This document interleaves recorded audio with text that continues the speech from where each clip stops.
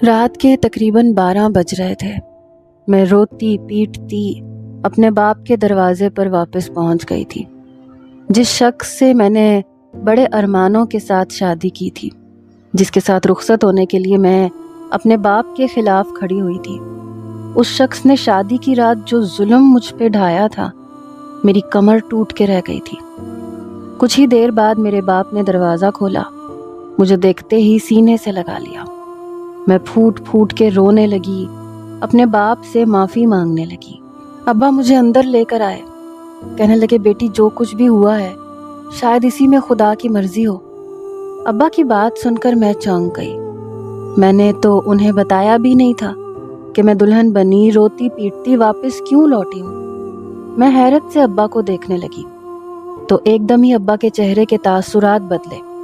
پھر ابا کہنے لگے مجھے تمہارے سسرال سے فون آیا تھا کہ تمہارے شوہر نے جو کچھ تمہارے ساتھ کیا ہے وہ خود ان لوگوں نے مجھے بتا دیا تھا۔ ابا کی بات سن کے میں پھر سے رونے لگی۔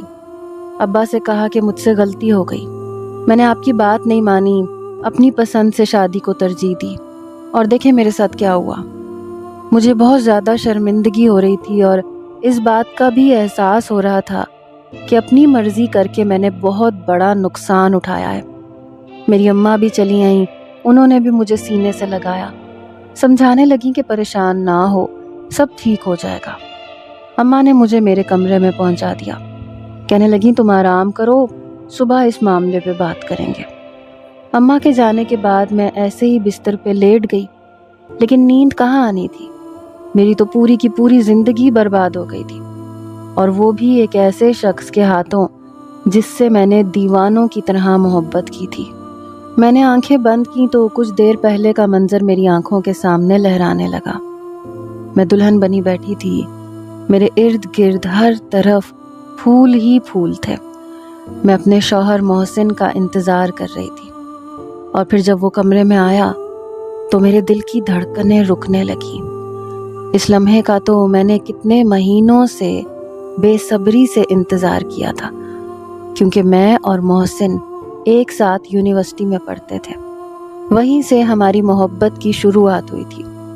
لیکن جب محسن نے رشتہ بھیجا تھا تو ابا نے صاف انکار کر دیا کہ وہ ایک اچھا شخص نہیں ہے اور میری اس سے شادی نہیں ہو سکتی۔ لیکن میں نے جیسے تیسے ابا کو راضی کیا، اور پھر جب شادی کی رات وہ میرے پاس آیا تو میرے قریب بیٹھ کر اس نے بغور میرا جائزہ لیا۔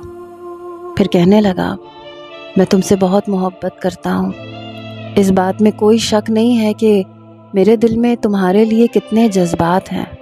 اس رات کو لے کر میں نے کتنے ارمان سجائے تھے، لیکن آج کی رات میں مجبور ہوں، میں تمہارے ساتھ کوئی تعلق نہیں بنا سکتا۔ محسن کی بات سن کر میں ہکا بکا رہ گئی کہ وہ اس طرح کی بات کیوں کہہ رہا ہے۔ وہ کہنے لگا شاید تمہارا اور میرا ساتھ یہیں تک تھا۔ اس کی اس بات پر تو میں پوری طرح ہی اچھل پڑی۔ میں نے محسن سے کہا کیا بات ہے، آپ ایسی باتیں کیوں کر رہے ہیں؟ پھر محسن نے مجھے